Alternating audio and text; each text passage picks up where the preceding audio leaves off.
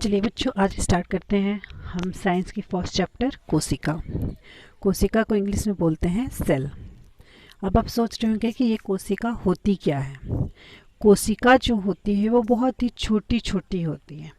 जैसे कि हमारा जो शरीर है वो बहुत सारी कोशिकाओं से बना हुआ है। अब आपको लग रहा होगा कि कोशिका मतलब क्या है। तो कोशिका जो है वो बहुत सारे कोशिका मिलकर एक ऊतक का निर्माण करते हैं, और ये जो ऊतक हैं वो बाद में अंगों का निर्माण करते हैं, और ये बहुत सारे अंग मिलकर एक शरीर बनते हैं। तो देखिए फर्स्ट क्वेश्चन, कोशिका की खोज किसने की? कोशिका की खोज रॉबर्ट हुक ने 1665 में की थी। किसने की थी? रॉबर्ट हुक ने 1665 में। देखिए मैंने जो ये क्वेश्चन का सेशन जो स्टार्ट किया है साइंस का, इसमें आपको जो JCRT में जो लास्ट में क्लास 8 की जो फाइनल एग्ज़ाम होती है उसमें आने वाले सारे प्रश्न, अगर आप लोगों ने इस वीडियो को पूरा देखा और आगे की साइंस और मैथ्स की सारी वीडियो को देखा तो आपको आने वाले एग्ज़ाम में नोट्स बनाने की भी दिक्कत नहीं होगी और आपको समझने में भी आसानी होगी मेरे इस वीडियो से। चलिए सेकेंड क्वेश्चन, कोशिका शब्द की उत्पत्ति कहाँ से हुई?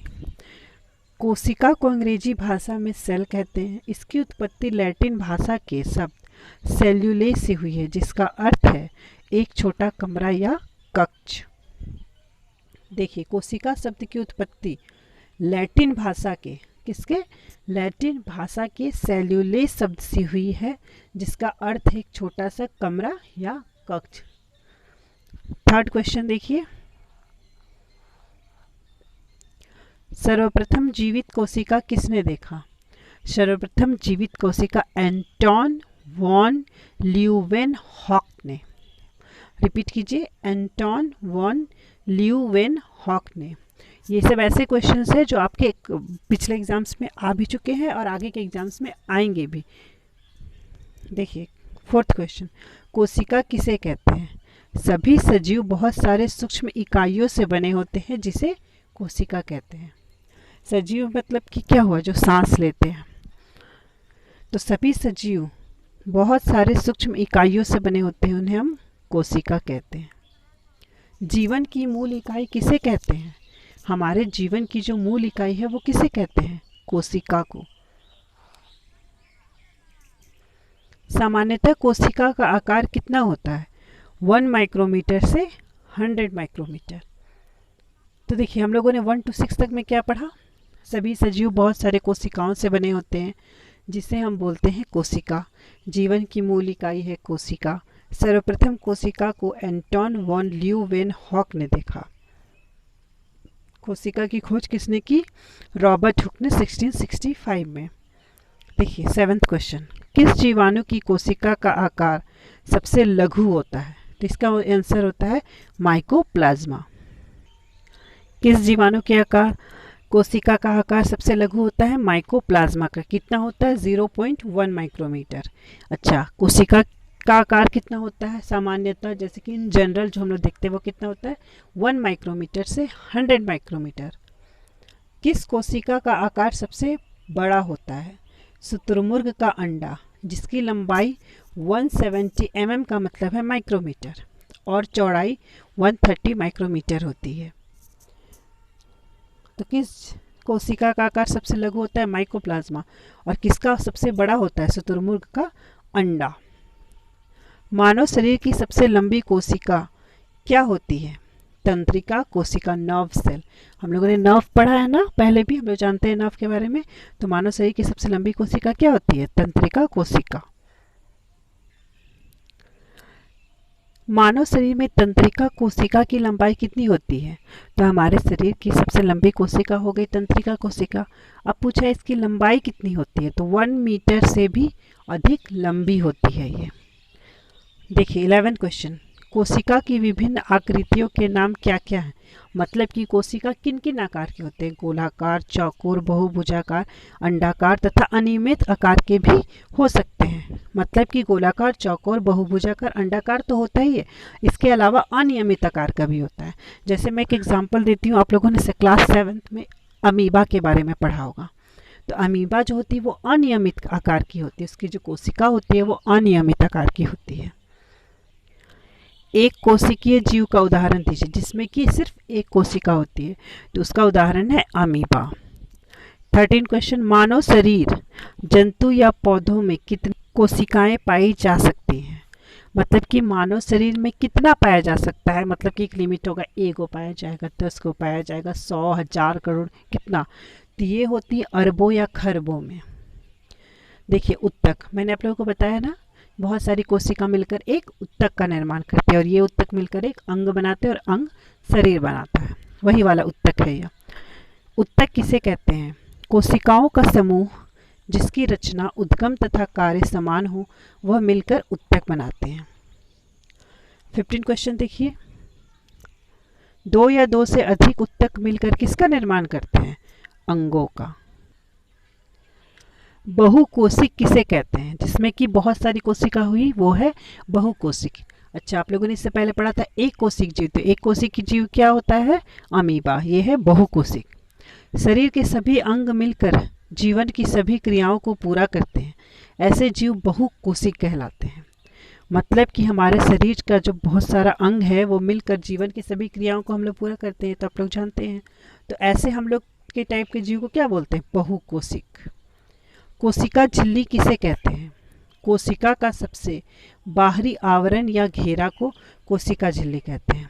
चलिए मैं आप लोगों को कोशिका का चित्र दिखा देती हूँ कि ये कैसी होती है। आप लोग इसमें से देख के समझने का प्रयास कीजिएगा।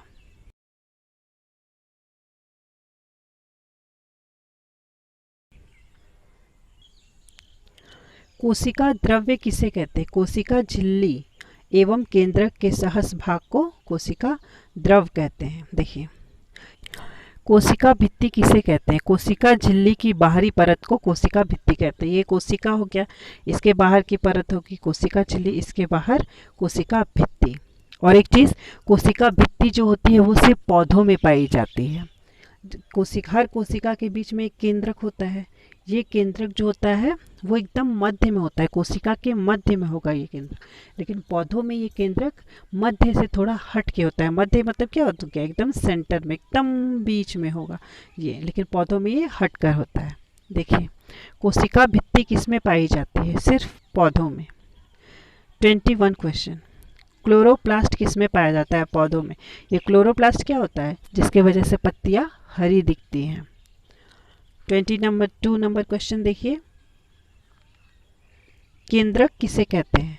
केंद्रक गोलाकार होती है तथा एक कोशिका में प्रायः एक ही केंद्रक पाया जाता है। केंद्रक कोशिका के बीच में पाया जाता है, यह पौधों में मध्य से थोड़ा हटकर पाया जाता है। इंपॉर्टेंट क्वेश्चन है ये। तो इसमें हम लोग क्या देख रहे हैं कि केंद्रक जो होता है वो गोल होता है और यह मध्य में होता है, बट पौधों में यह मध्य से थोड़ा हटकर पाया जाता है।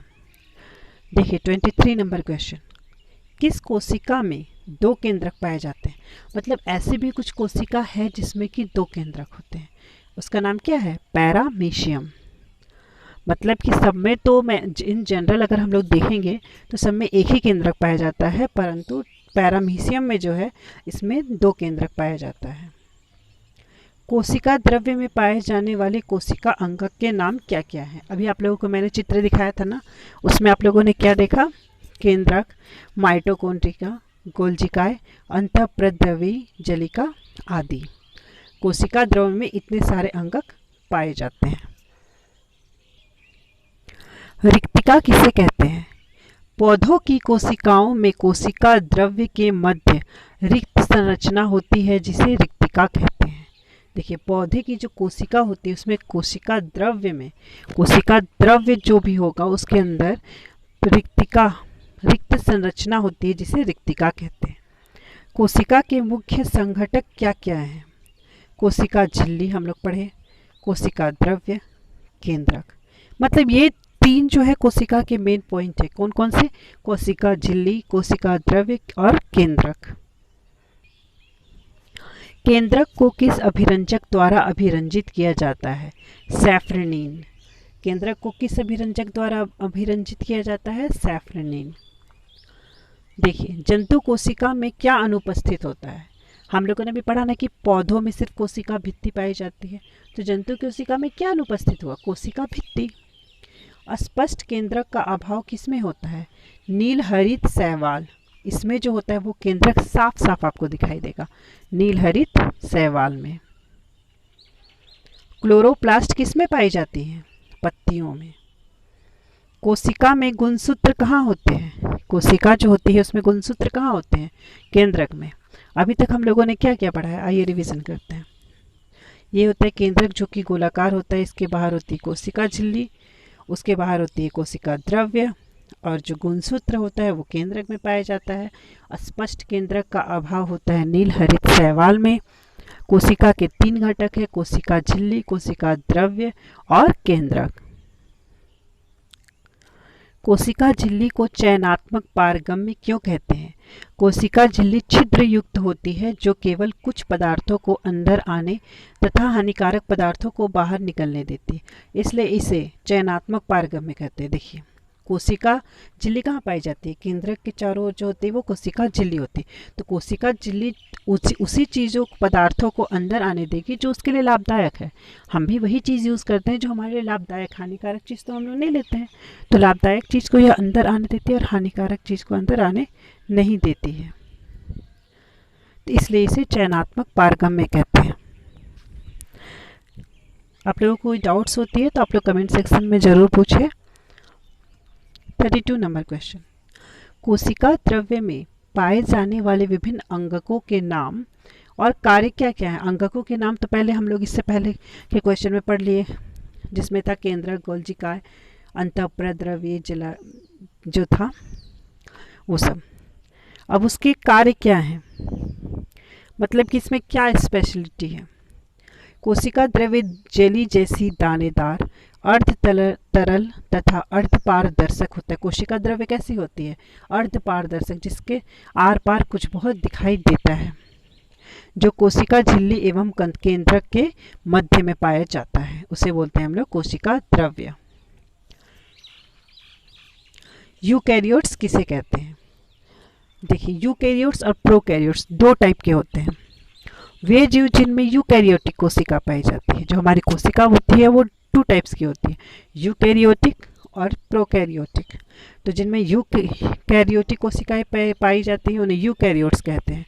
इनकी कोशिकाओं में झिल्ली युक्त सुसंगठित केंद्रक पाए जाते हैं, मतलब कि इनका में सुसंगठित जो होता है हमारा केंद्रक पाया जाता है। जैसे एग्जाम्पल पौधे, जंतु कोशिका, मतलब कि हम लोग में जो है यूकैरियोटिक कोशिका पाई जाती है। देखिए प्रोकैरियोट्स किसे कहते हैं? वे जीव जिनमें प्रोकैरियोटिक कोशिका पाई जाती है। जिनमें यूकैरियोटिक कोशिका पाई जाती है उन्हें कहते हैं हम यूकैरियोट्स, और जिनमें प्रोकैरियोटिक कोशिका पाई जाती है उन्हें हम कहते हैं प्रोकैरियोट्स कोशिका। प्रोकैरियोट्स में क्या है? इनकी कोशिकाओं में केंद्रक द्रव्य झिल्ली के बिना होता है। इसमें क्या होता है? उसमें क्या होता था कि सुसंगठित केंद्रक पाया जाता था। इसमें क्या है? इनकी कोशिकाओं में केंद्रक द्रव्य झिल्ली के बिना पाया जाता है। इनमें झिल्ली युक्त नहीं पाए जाते, मतलब कि इसमें झिल्ली नहीं होता, और उसमें क्या होता है? झिल्ली सुसंगठित होते हैं। इसका एग्जाम्पल है जीवाणु, नील हरित शैवाल, ये सब इनके एग्जाम्पल्स हैं। कोशिका में क्रोमोसोम अथवा गुणसूत्र कहाँ पाए जाते हैं? इससे पहले के क्वेश्चन में भी हमने पढ़ा था। आपको देखिए गुणसूत्र पूछे या क्रोमोसोम पूछे, दोनों एक है। मैंने इससे पहले क्वेश्चन बताया था कि कोशिका में गुणसूत्र कहाँ पाए जाते हैं, बट इस क्वेश्चन में है कि कोशिका में क्रोमोसोम कहाँ पाए जाते हैं। तो कहाँ पाए जाते हैं? केंद्रक में।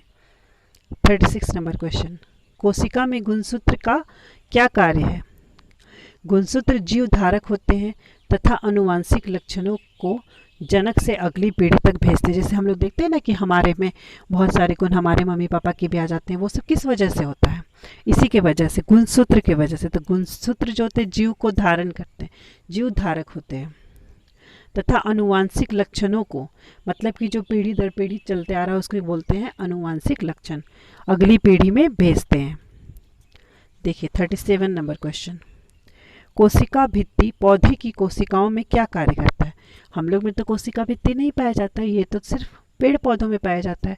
तो आखिर हम लोग में नहीं पाया जाता और उसमें पाया जाता है, तो उसमें क्या कार्य होता है जो सिर्फ उसी में पाया जाता है? यह कोशिका की ताप में परिवर्तन, तीव्र गति से चलने वाली वायु, वायुमंडलीय नमी आदि विभिन्न परिवर्तनों से सुरक्षा करता है। तो कोशिका भित्ति का क्या कार्य है? ताप में परिवर्तन जब होता है, तीव्र गति से चलने वाली वायु जो होती है, वायुमंडलीय नमी जो होती है, विभिन्न तरह की परिवर्तनों से सुरक्षा करता है। 38 नंबर क्वेश्चन, लास्ट क्वेश्चन है, पौधे की कोशिका तथा जंतु कोशिका में अंतर स्पष्ट करें। पौधे की कोशिका, जंतु कोशिका। पौधे की कोशिका आकार में बड़ी होती है क्योंकि पेड़ भी तो बहुत बड़े बड़े होते हैं, तो उनमें कोशिका बड़ी होती है। जंतु कोशिका आकार में छोटी होती है। पौधे की कोशिका में क्या पाई जाती है? कोशिका भित्ति। हमारे में पाई जाती है? नहीं। पौधे की कोशिका में क्लोरोप्लास्ट उपस्थित होता है, इसमें तो क्लोरोप्लास्ट उपस्थित नहीं होता है। पौधे की कोशिका में क्या होता है? रिक्तिका का आकार बड़ा होता है, और जंतु कोशिका में रिक्तिका का आकार छोटा होता है। नेक्स्ट, पौधे की कोशिका में केंद्रक कोशिका के मध्य में नहीं होता, और जंतु कोशिका में केंद्रक कोशिका के मध्य होता है। चलिए हम लोग रिवीजन करते हैं इसको। पौधे की कोशिका तथा जंतु कोशिका में अंतर स्पष्ट करें। तो हम लोग इसमें अंतर क्या क्या पढ़े? पौधे की कोशिका का आकार बड़ा होता है, जंतु की कोशिका का आकार छोटा होता है। इसमें पौधे की कोशिका में कोशिका भित्ति पाई जाती है, जंतु कोशिका में कोशिका भित्ति नहीं पाई जाती है। पौधे की कोशिका में क्लोरोप्लास्ट उपस्थित होता है, जंतु कोशिका में क्लोरोप्लास्ट उपस्थित नहीं होता है। पौधे की कोशिका में रिक्तिका का आकार बड़ा होता है, जंतु कोशिका में रिक्तिका का आकार छोटा होता है। इसमें केंद्रक कोशिका के मध्य में नहीं होता है, इसमें केंद्रक कोशिका के मध्य में होता है। चलिए हम लोग कंप्लीट रिवीजन करते हैं। कोशिका की खोज जो रॉबर्ट हुक ने की, इसे सबसे पहले देखा एंटन वॉन लीएवेनहॉक ने। कोशिका शब्द कहाँ से आया है? लैटिन भाषा से। हमारे जीवन की मूल इकाई कोशिका है, और कोशिका का आकार कितना होता है? 1 माइक्रोमीटर से 100 माइक्रोमीटर। सबसे लघु कोशिका होती है माइकोप्लाज्मा, सबसे बड़ी कोशिका होती है शुतुरमुर्ग का अंडा की। मानव शरीर की सबसे लंबी कोशिका होती है तंत्रिका कोशिका, जिसकी लंबाई होती है 1 मीटर। कोशिका जो होती है वो विभिन्न आकृतियों की होती है, गोलाकार, चौकोर, ऐसे बहुत सारी आकृतियों की होती है। उत्तक जो होते हैं वो बहुत सारे कोशिकाओं से मिलकर बने होते हैं। केंद्रक जो होता है वो कोशिका के मध्य में पाया जाता है। कोशिका भित्ति सिर्फ पौधों में पाई जाती है। कोशिका में 2 केंद्रक पाए जाते हैं, तो वो है पैरामीशियम। कोशिका के 3 घटक हैं, कोशिका झिल्ली, कोशिका द्रव्य और केंद्रक। अस्पष्ट केंद्रक का अभाव नीलहरित शैवाल में होता है। क्लोरोप्लास्ट पौधों में पाई जाती है, हरी पत्तियों में, क्योंकि वो पत्तियों को हरी करती हैं। पौधों में गुणसूत्र या फिर पौधों में या फिर कोशिका में गुणसूत्र या क्रोमोसोम जो होता है वो केंद्रक में पाया जाता है। कोशिका झिल्ली को चयनात्मक पारगम्य कहते हैं, क्योंकि यह लाभदायक चीज़ों को अंदर आने देती है और हानिकारक चीज़ों को अंदर आने नहीं देती है। यूकैरियोटिक कोशिका जिसमें पाई जाती है उन्हें यूकैरियोट्स कहते हैं, जिसमें प्रोकैरियोटिक कोशिका पाई जाती है उसे हम प्रोकैरियोट कहते हैं। कोशिका में गुणसूत्र का कार्य है आनुवांशिक लक्षणों को जनक से अगली पीढ़ी में पहुंचाना। कोशिका भित्ति पौधे की कोशिकाओं में बहुत सारे कार्य करती है। पौधे की कोशिका और जंतु कोशिका में अंतर हम लोगों ने स्पष्ट किया। तो इस प्रकार हमारा ये फर्स्ट चैप्टर कंप्लीट हुआ। इस चैप्टर को अगर आप लोगों ने सिर्फ मेरे नोट्स से पढ़ लिया तो आपकी जितनी भी जेटेट, सेट, सीटेट, इस टाइप के जितने भी एग्ज़ाम्स होते हैं